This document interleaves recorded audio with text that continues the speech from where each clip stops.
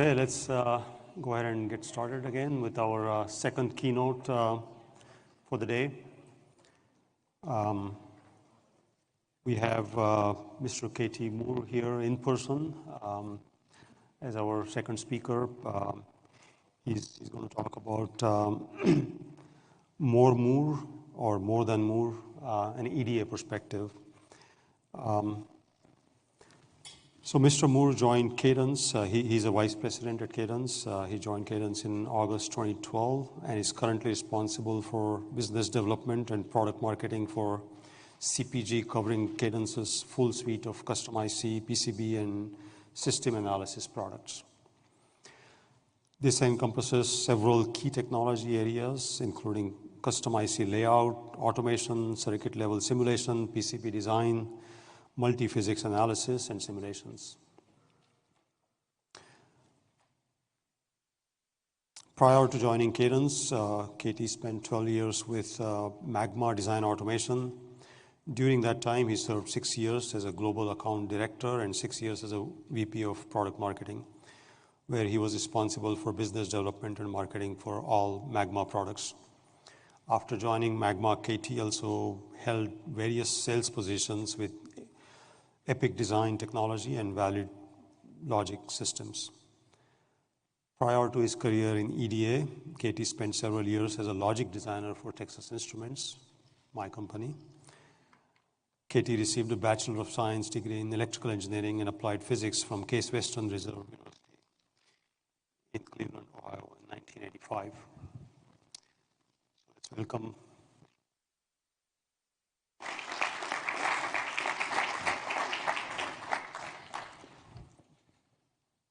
Thank you. I'm going to do the fist bump. Thank you, Mac. Good morning.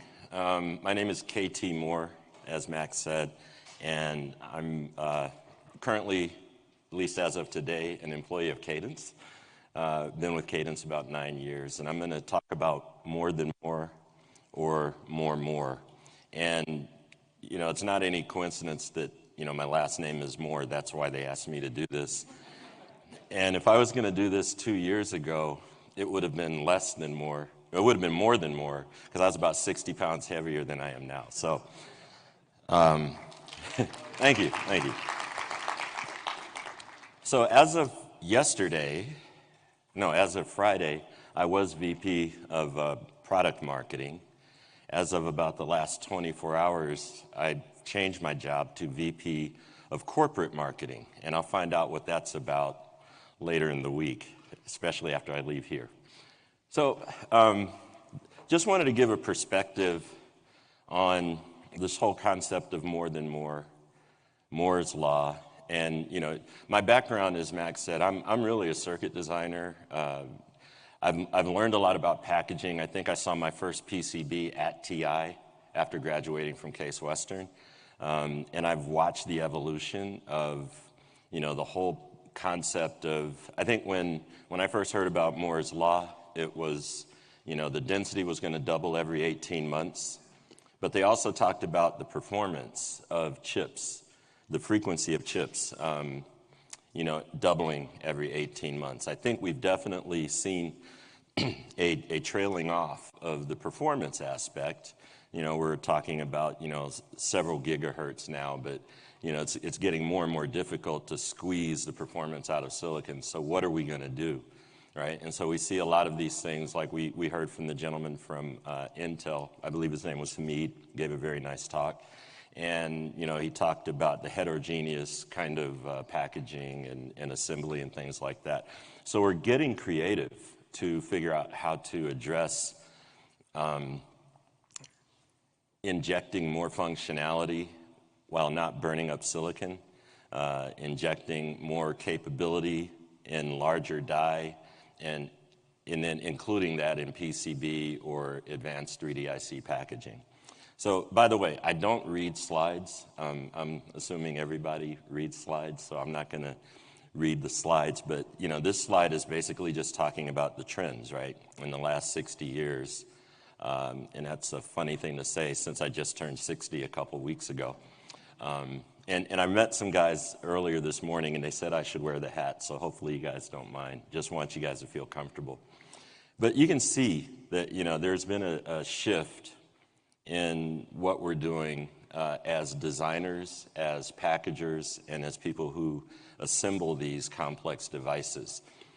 Cadence is a company, and by the way, this is not going to be a commercial for Cadence. I can talk about the EDA industry, and the EDA industry, in my mind, it's kind of like an unsung hero, right? Because at the base of everything that's in this room that contains electronics, most of the EDA companies had something to do with that, whether you're talking Cadence, Synopsys, what used to be Mentor Graphics, now Siemens, Ansys, and I could go on. All of these companies create and enable people like yourselves and like your customers to develop their what I would call their consumer products or their end products. So we've seen a huge shift over the last several years. And I don't know why they keep getting my picture wrong. Kidding. All due respect to Gordon Moore, he was a visionary and called this thing out. And I think we're still living it, right? I work with a lot of companies that are encroaching on 2 nanometer. They're looking at other ways to get smaller and squeeze more into the silicon, more into the devices. And, I think we're going to see a lot more emphasis on packaging, on leveraging what's already been developed, maybe in 16 nanometer, 180 nanometer, and creating these heterogeneous kind of systems that, our customers are building today. So, where does the industry go on the semiconductor side? So, as a, from an EDA perspective, we're starting to see a lot more design starts. I'm going to tell you, never take stock advice from me. When I heard about 7 nanometer, and that was before it became mainstream, and it is mainstream now for a lot of products and a lot of customers in the marketplace, I suspected that I forecasted that there might only be 10 companies that would be able to afford 7 nanometer designs, right? And I could not have been more wrong. There are startups, I can't give you a number, but I'm sure it's over a few hundred companies between well-established publicly traded companies and startups throughout the world that are at 7 nanometer and below today, right? And so I missed that one, so don't take any stock tips from me. But you can see that the advanced node growth is an order of magnitude more than mature node, right? But both are growing. So the semiconductor industry is healthy, and we're seeing a lot of design start acceleration as a result of that. Now, from an EDA perspective, and I will claim this is more of a Cadence view, but I think my fellow competitors would agree. There's kind of a bifurcation in this space now, right? And if you look on both sides of the heterogeneous curve, you have these SoCs in the lower right part of this slide, where, again, we're talking about 7 nanometer, we're talking about CPU design, GPU design, large AI chips, machine learning chips that are all being done in advanced node. But then you flip on the other side, and you have things that deal with high-speed communications and photonics and RF for 5G or the next G that's coming. And so, there's this, I don't know what to call it other than, there's like 2 neighborhoods. I kind of refer to it as a tale of 2 cities, right? There's the semiconductor part and there's the systems part. And they're starting to converge. They're starting to blend. And we have to look at it from a standpoint of how are we going to enable these products to be designed, analyzed, fabricated in a reliable manner so that you're not losing sleep over whether or not I'm going to have to do a recall because I missed something in one of these interfaces between a chip and a board or a chip and a die and that kind of thing. So in 1985, I graduated from college, took my first design job, and I was designing, at that time, a very large chip for TI. It was in the defense space. I was in the defense group at TI, and that chip had 9,000 transistors on it. That was the largest design we were working on at the time. Now you can have IOs in a chip that has that many devices. It's crazy, right? But the only thing we really cared about was, was it functionally correct? Oh, and by the way, this was before synthesis, right? So I was the human synthesis tool. I would take VHDL code, behavioral level VHDL code, Mac, and I would transform it in a spreadsheet, right? And so that was the way we did it in the late 80s, early 90s. And so, of course we had to do DRC, LVS, and all of these other things, but you could almost do it with the naked eye just by looking at a plot, right? And as you traverse the time scale here, you can see more and more things become concurrently important, electrical checks, physical checks. And now we're talking about, with this idea, this notion of more than more, how do we get the system level checks happening at the same time so that we're not finding out late stream down the road that, we have an aw shucks moment, right? And you can insert whatever word you want for shucks. But it's really become more, what can I say? It's become more integrated. It's become more integral, important that we are able to predict ahead of time the things that we think are going to happen downstream that might hurt us. And so from an EDA perspective, we're all concerned about not just what's happening inside the I/O ring in silicon, but what's happening outside the I/O ring, whether it's electromagnetics, whether it's CFD. I'm learning more about that kind of language now where we talk about drag and lift and weight. When I was designing a chip, I never cared about the weight. But if you're designing a system, you care about these things. You care about how it's interfacing with the environment, whether it's in space, whether it's on the ground, whether it's underwater, whether it's exposed to seismic activity and things like that. So this whole push toward these heterogeneous systems becomes even more complex because you can have something that's advanced node 7 nanometer, you could have something that's RF, and they got to talk, right? They got to communicate. So how do we make that work? Another thing that I've learned, so if you're a semiconductor person and you design chips, you think about design flows, right? We always talk in design flow, RTL to sign off, mixed signal design flow, right?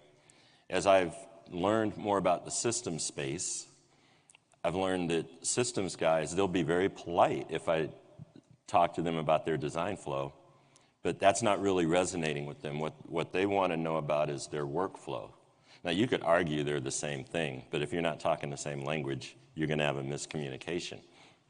And one of the things about the workflow that I've come to understand that we see from our customers is that, you have all these segregated vertical design areas, right? You have EMI, you have PCB, you have semiconductor, you have CFD. And one of the biggest problems, according to a GM that I talked to, he said that, why does it take me 5 months to do something that should take 5 weeks or 5 days? And the biggest challenge they have is data, right? They have all these discrete buckets of data that don't talk to each other. So one of the areas EDA in general and Cadence in specific is focused on is how do we improve the workflow so that the data isn't the bottleneck, and that you don't lose the intelligence of the data, say going from an electrical net list to a physical net list to the casing of an ECU in a car, or of the radar in the nose cone of a plane, right? So these are all things that we found that, in the design flow or workflow, we have to do a better job. And we have to partner with our customers, because EDA doesn't have the answer. EDA has the delivery mechanism, but we find the answer together with our customers. Okay, marketing alert. This is a short blurb for Cadence, okay? So we do have some areas that we're focused on, right? Digital implementation. That's basically just talking about the chips, right? We have a full flow RTL to sign off. I won't bore you with that. PCB design, right? We are one of the leaders in board design and module design, MCM, advanced packaging, and we're known for that. So IC and board, Cadence is pretty well known in that area. Now, if we talk about multi-physics analysis or multi-physics simulation, that's a new concept at Cadence, but we have products and that perform those functions in the area of EMI, in the area of signal integrity, and some other areas I'll talk about. And in the last box here, talking about cloud, so I mentioned data is a problem, right? 2 or 3 years ago, we were all talking about the data explosion, big data, blah, blah, blah, blah, blah. Okay, but what it really means is, how do you process the data? How can you quickly get access to the data for analysis? That's one area. Another area is you hear a lot of companies talking about edge compute, right? Where you're doing real-time processing of data, like, say an electric car with all of its ADAS features. Where do they go get the data from and all of that? So in the EDA world, we have morphed our technology to take advantage of compute power. And we like to think of it as unlimited compute power. And we have gone through at Cadence a overhaul of our software architecture so that they are natively massively parallel, multi-threaded, so that they can take advantage of the cloud, right? So these are just a few of the areas where Cadence is focusing as it pertains to the challenges of advanced packaging, 3D IC, and things like that. Okay, this is the group that I used to work in on Friday, and we have 4 product areas, but the 2 that are really relevant here, custom IC is definitely relevant, but the last 2, IC packaging and systems analysis, I'm going to talk a little bit more about what we're doing there and how we're addressing some of the capabilities and some of the needs. And you'll start to see a common theme, okay? So earlier this year, we announced a product called Allegro X. It's the next generation of Allegro. It's not the X generation or Generation X. It stands for 10X. And that might sound kind of marketing-ish, and it is. But the idea is that we need to improve the performance, throughput, capacity, while not losing accuracy or efficiency or usability of the environment. So Allegro X is the next generation Allegro. It does actually take advantage of the cloud. We have injected some machine learning algorithms for place and route of the board, where you can actually do some trial and error before you commit to the board, and it will learn as it goes. And Allegro is not the only technology that does that at Cadence. We have other technologies where we're doing machine learning and AI to improve the results. And so this is one area that we have introduced earlier this year. You may or may not know about a product called Sigrity. This was an acquisition made by Cadence several years ago, I think in 2012, the year that I rejoined Cadence. And it's a signal integrity, power integrity tool for platform, rather, for boards. And we have, again, used the X suffix to talk about more performance, but also massively parallel and all of that. So you'll see the theme. That's the theme. Now, with any company, and all of you guys know this, there's always these tough decisions. Do we make or do we buy, right? So we have talked about, so Cadence used to be known for acquiring technology, good technology, and trying to integrate it into the company. If you look at the history of Cadence, that's how their products came to market. We're in a shift right now where we want to be known for what we call design excellence, which means best-in-class products, best-in-class architecture. So we look at whether or not we should build internally, develop organically, or acquire, and we do a little bit of a balance of both. So this timeline talks about just that. So Clarity, Celsius, Sigrity X are examples of organic development inside Cadence. And then you can see a list of other companies that we've acquired to help augment our product portfolio. And we believe this is helping us to offer a more holistic solution for true system design, intelligent system design, and tackling the challenges of advanced packaging and advanced node design. So we've acquired companies like AWR, Integrand, and most recently this year, and I was involved in these acquisitions, Numeka and Pointwise. Numeka is a company based in Belgium.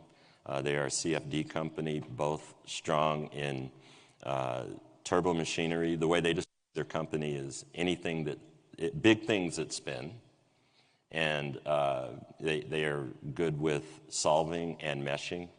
And then from the great state of Texas, from where I'm from, just outside of Dallas in a small suburb called Fort Worth, Pointwise is a company there that's about 27 people, and they are like the de facto standard for meshing. I think just about every plane designed or meshed in the last 25 years or so has used the Pointwise technology in some form or fashion.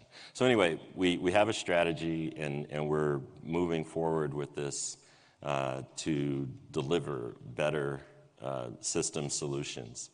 And not to talk about my competition, but what we like to think is that what we've acknowledged is that a lot of the technology that's out there is actually pretty old, hasn't been upgraded for a long time. So we're injecting new math, new algorithms to things like CFD and EMI and things like that. So, okay, this is important. What's really going to make a difference is integration, right? So I talked before about these segregated types of solutions, especially for analysis. So you can see here we have several, okay, and I heard, I believe it was in the Intel talk, one of the things he talked about was thermal is a problem, right? So I don't know if we agree, but I've heard thermal is a problem. And in advanced packaging, it comes down to this, you have the package, you have the chip, you have the board, and which engine do I use for which problem, right? And we want to eliminate that decision, and we believe that the intelligence should be in the software to detect and determine which algorithm I should use. So we have these point tools. We have a product called Voltus, which is known for thermal analysis of the chip, everything inside the I/O ring. We have another product that we organically developed called Celsius, which is thermal outside the chip and more on the package board, right? We designed Celsius and Voltus to read the same data. So one of our foundry partners told us it's really difficult to go through a 3D stack and get the true picture of the thermal gradients. You're going to have to model one thing or model the other thing, and you're going to have to make some approximations. So approximations are good for quick and dirty, but when you want to know the truth, when you want to know the answer, it's good if you could get that full visibility into the stack. Voltus and Celsius work together to do that. So it's just one example of integration. I could go on and on and on. I'll show you an example or two later about some other integrations. But this kind of comes back to that picture that I was talking about, the tale of two cities, right? You have semiconductor, you have systems, you have chips, you have boards, you have 3D IC, you have planes, automobiles, right? And they all have electronics. So, the auto manufacturers want to know about, how does the body of the car interact with the electronics? And, because they care about things, right? It's funny, I haven't talked about this, but I was talking to somebody in the auto industry about standards, right? How many people here know ISO 26262? Yes? No? It's a semiconductor standard that is targeted at the automotive industry, and it's just a standard that chips have to conform to. So I thought I was doing a good job talking to this guy in the automotive industry, and I said, yeah. He was telling me that standards were important, right? I said, yeah, we know about standards. I said, yeah, ISO 26262. And he looked at me and he said, what's that? Right? And I told him what it was, and he said, no, you're missing the point. The standards we care about are like the national highway standards, failure rate standards, and all these other things. He didn't even know about ISO 262. So, the EDA industry has to change their thinking to learn the language of their customer. So whether it's auto, aerospace and air and defense and all of that, they care about, FCC or FAA rather. Communications care about FCC. These are the real standards, right? So we have to up-level our game to talk about what the customers care about. But all that to say, in order to deliver these results, there needs to be better integration. There needs to be seamless transfer of data. And, okay, marketing alert again. Just talking about Clarity 3D Solver for a second. It's fast, right? You can take my word for it. It's fast, it's accurate. But if I tell you it's 10x faster, you should ask me the question, so what? Right? What does it mean to be faster? I can be fast and I could still spend, 3 weeks, doing verification of my design. But because we look at the architecture of our technology, we focus on massively parallel compute structures. It gives us the performance, true, but it also does something else. It increases the capacity significantly. So whereas before you might want to analyze a board, you can now analyze the entire system in a reasonable amount of time with reasonable compute. Because we're architecting this efficiently, you don't have to have like terabytes of memory. You can use standard hardware that's available to you in your cloud or your on-prem cloud or off-prem cloud. So when we talk about performance, and I have to train even my team this, it's not about the performance, it's about what can you do. It's the so what, right? So this is an area of system innovation that we're focused on. I talked a little bit about the thermal dilemma, and this is just one example that I mentioned earlier about Celsius and Voltus working together and giving you full visibility. That's the so what. If you didn't have full visibility before in your 3D stack or in your system design, you have it now. So just coming back, it was important enough that I did want to keep this slide in here twice. It's not a mistake. Tale of two cities, integration is key, right? And it's across all of our platforms. And just, I don't read slides, but if you look at the bottom banner there, those are some of our marquee platforms: Innovus, Virtuoso, Allegro, AWR, which was an acquisition, by the way, and OrCAD. So back to the so what, right? So we had a customer designing what seemed to be a fairly simple design, right? large ASIC on a board, going through a connector, going through a flex board to a connector. They've never been able to analyze the full system. They had to analyze a chip. They made approximations about the connector, and I won't say they crossed their fingers, but we've all been there, right? Our experience will tell us we're in the ballpark, but how do you really know, right? So the combination of 3 products gives you something that you couldn't do before. Allegro, Sigrity, and Clarity will give you, all in one environment, the ability to look at the data, all the same data. We're not changing the data from one tool to the other. And, this customer will tell you that they saved a significant amount of engineering time going through this solution. And again, the so what is that they were able to validate the standard that they needed to meet, which was the MIPI standard for image processing, image sensing. Again, so just a little bit about, this is almost similar to the slide that Hamid gave in the Intel talk, just looking at the progression, right? So again, the evolution is to the point now where we're going to be fairly common to see heterogeneous types of designs. And you're going to want to make sure you can analyze all aspects, all elements of the design.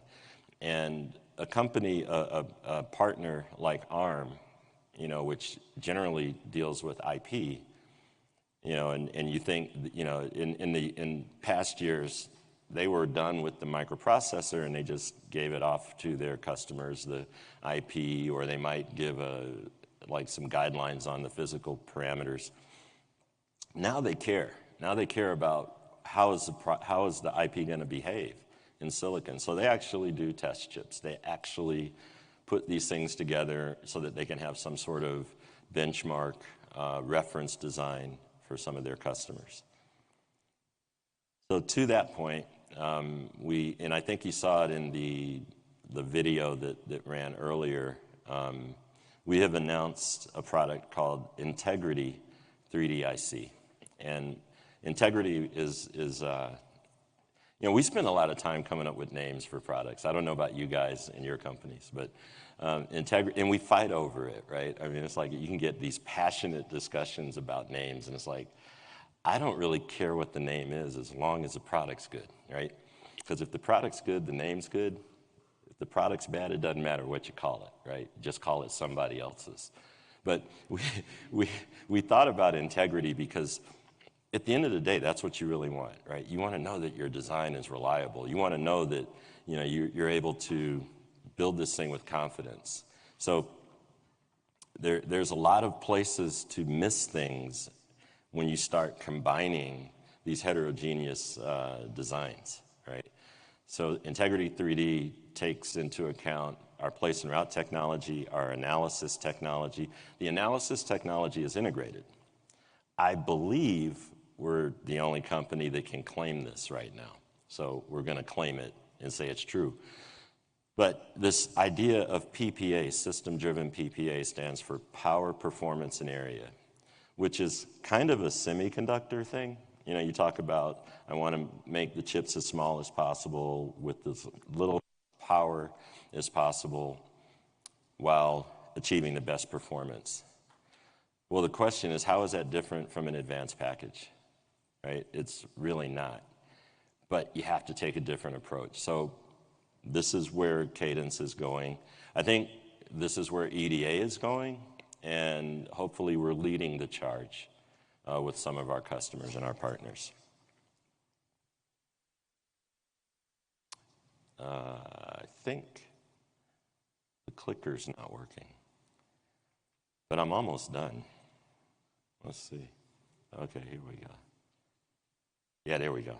Okay, Cadence slide.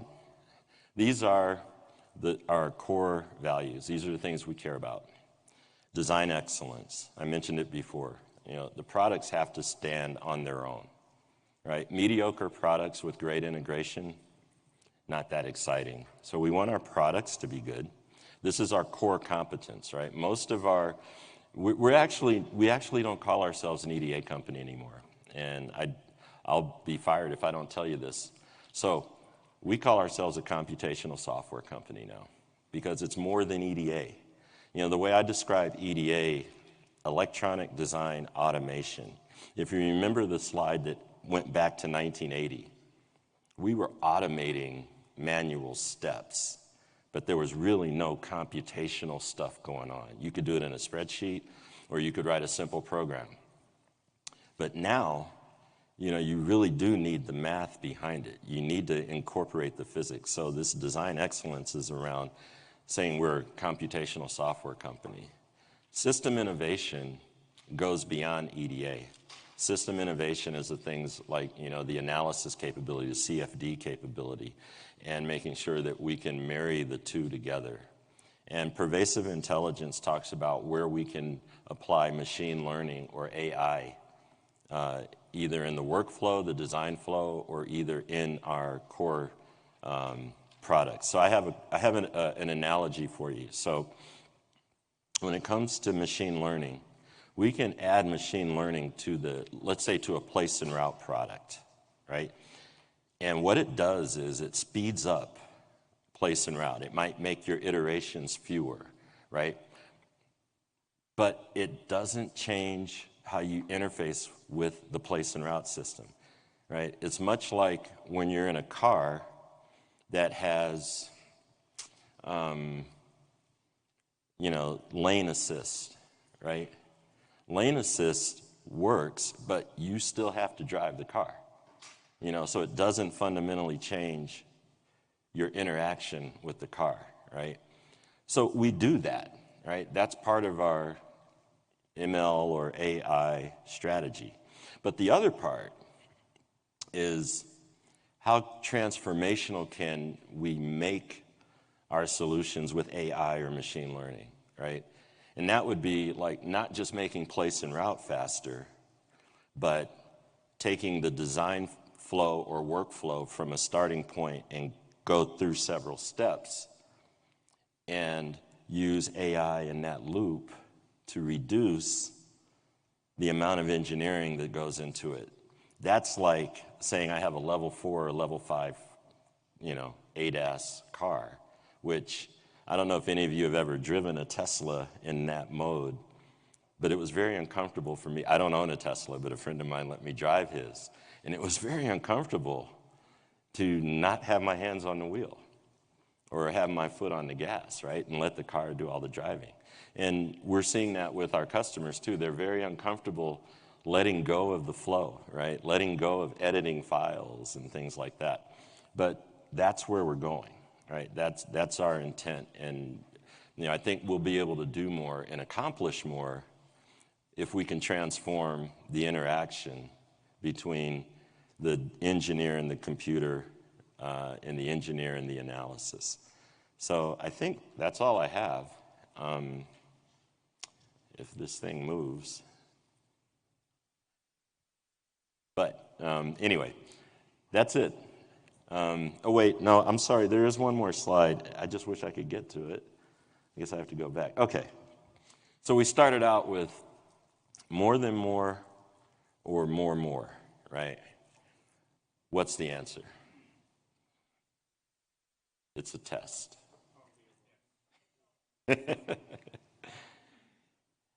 I always like to say it depends. That's my cop-out. I think it is both, right? It is both.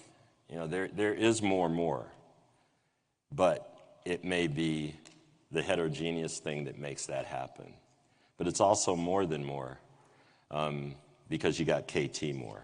So, by the way, KT stands for kill in time. So I think I've killed enough time. Thank you very much.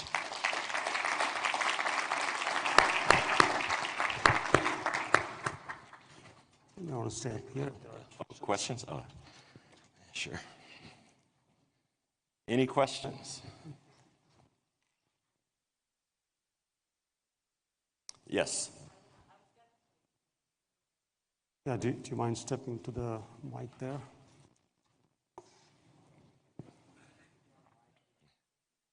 Oh, there's no mic.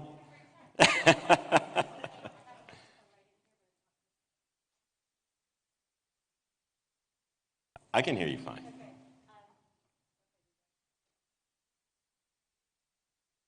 Oh.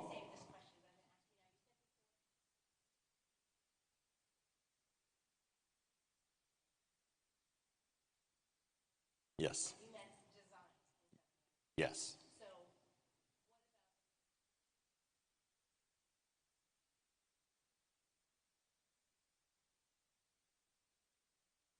Congested? Consolidated. Okay.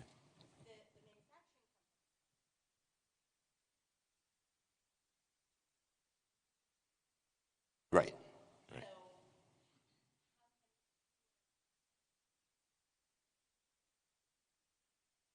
Yeah, that's a good question. So the question was, how can fewer manufacturing companies support the growth of companies doing 7 nanometer?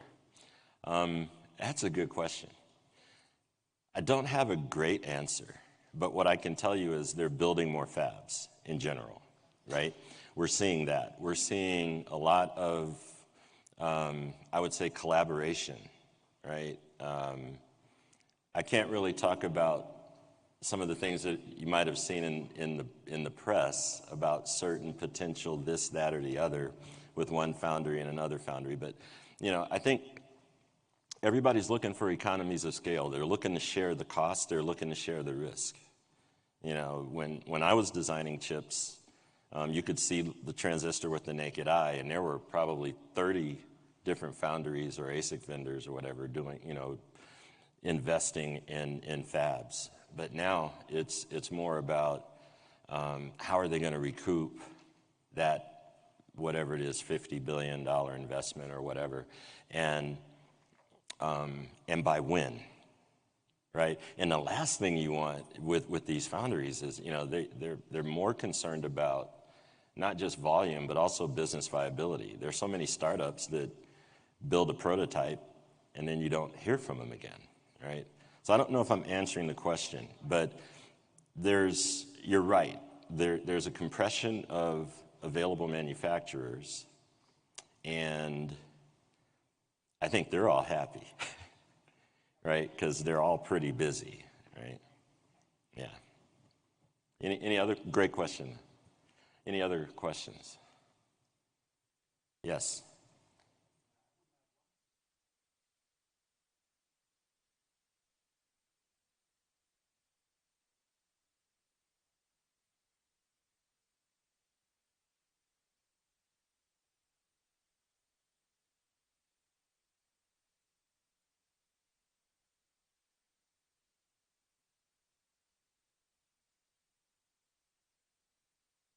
Yes. Yeah.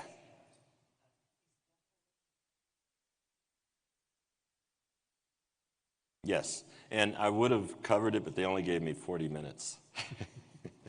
But yeah, I mean, we have to look at all that. I mean, the area of, photonics and RF and all of these different domains are near and dear to some people's hearts in this room, right? And how do we make all that microwave? How do we make all that work, right? So yeah, those are other domains. I just, for the sake of this conversation, left that out. But yeah, we have to think about it, and we are thinking about it and working on it. Yes.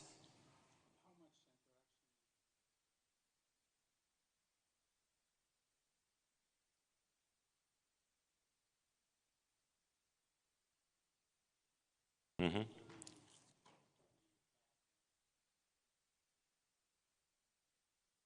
Yeah.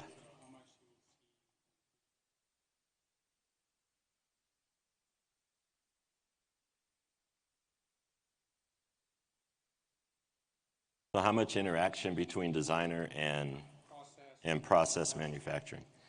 Okay, that was a question. You know what my answer is going to be. It depends, right? No, seriously, it does, because if it's advanced node, it's going to be high, right? If it's mainstream, it'll be low, right? Lower.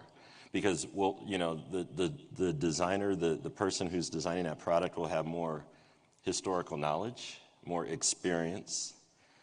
Where you don't see the experience, it's going to be real high.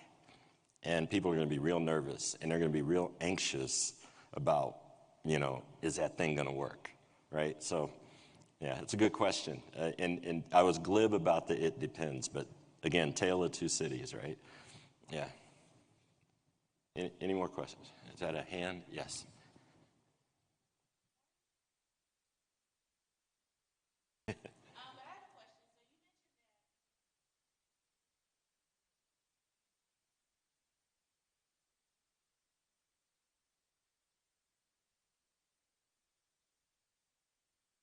Hmm. I missed them too. It's okay.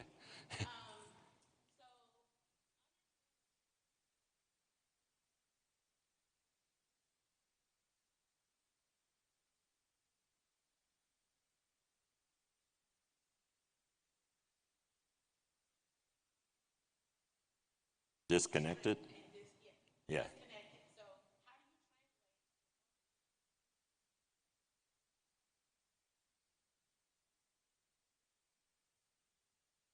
Mm-hmm.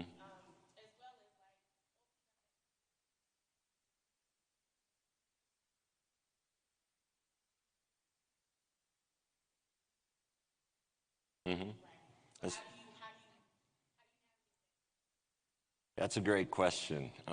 You're familiar with the term IP, right? That's my IP. That's what I get paid to do. Um, it okay. It's in the so the first thing we have to do is listen, right? God gave you two ears and one mouth, right? And I spent most of my time, even though I'm an engineer, I spent most of my time as a salesperson. Successful salespeople talk less and listen more. So you have to listen to where the customer's coming from, right? And there is always a way to make a connection if you listen. It's not a one size fits all. I can't give you like we talk about Moore's law. I can't give you like my Moore's law that says, do this and this will happen. But it always comes down to listening, right? And understanding. So how do you get the auto manufacturer to understand semiconductor? You may never do that. But you can get them to appreciate the fact that in a car, there are 50 computers in there, and they better care about something, right? So it's not just one thing, but their world has changed, right? How many computers are in a car now? I hazard a guess. I know it's more than 100, right? I met a company in Swindon, England, and without saying their name, they are one of the highest volume producers of chips in the automotive industry. You know what they make? Tire pressure sensors. Every car has 4 tires. Every car has 4 of those sensors at least in the car. How many billions of cars or millions of cars are out there? And these guys make a standard mainstream process chip that's probably 180 nanometer or 250 nanometer, right? So you have to listen to what they care about. I hope I'm answering your question, and if not, we can talk more later. But it's a very good question, but that's a tough one. Are there any easy questions?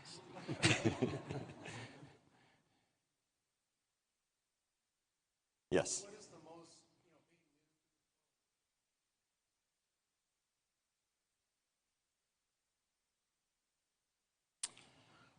Wow. I would say it's the driving. It's the automated driving, right?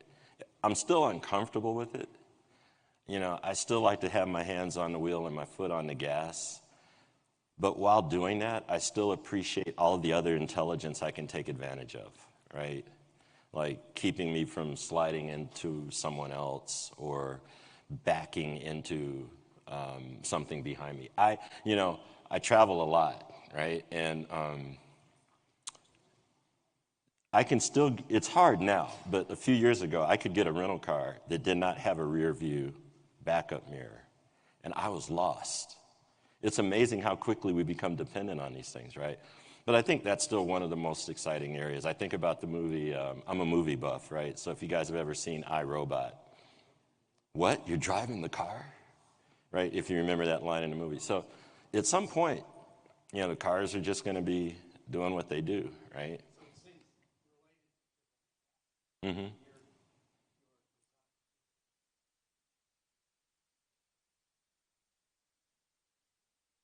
Mm-hmm. Yeah. Yeah, yeah.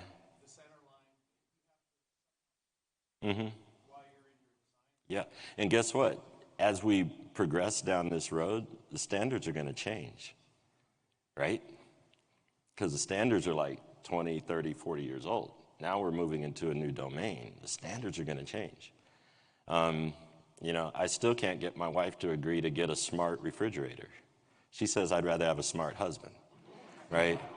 But she's worried about, all of the security things around the smart things in the home, right?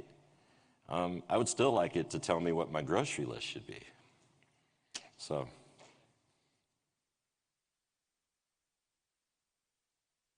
okay.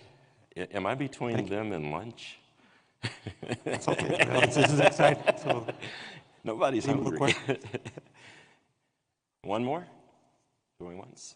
Yes.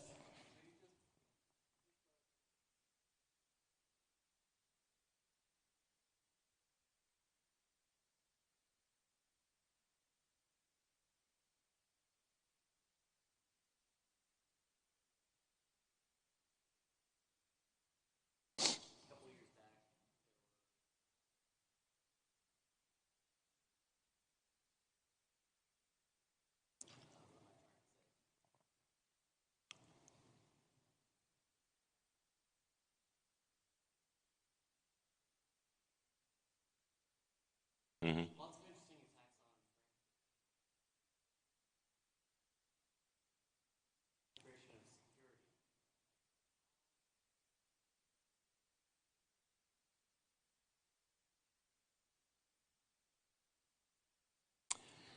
Good question.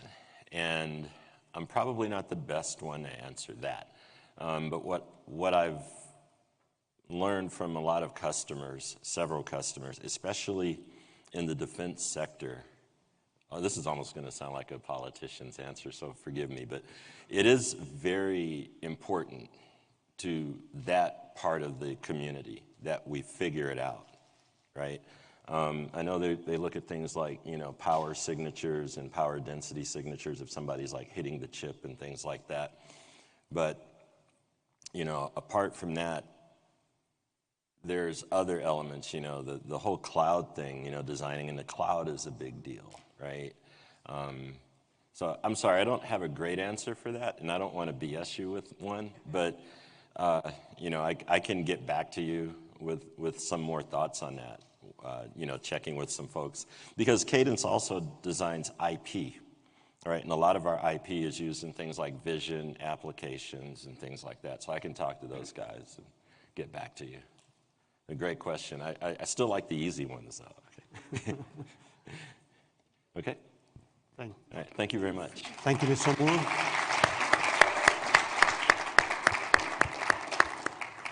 Thank you for telling me that you're putting more intelligence into tools so I don't have to use mine.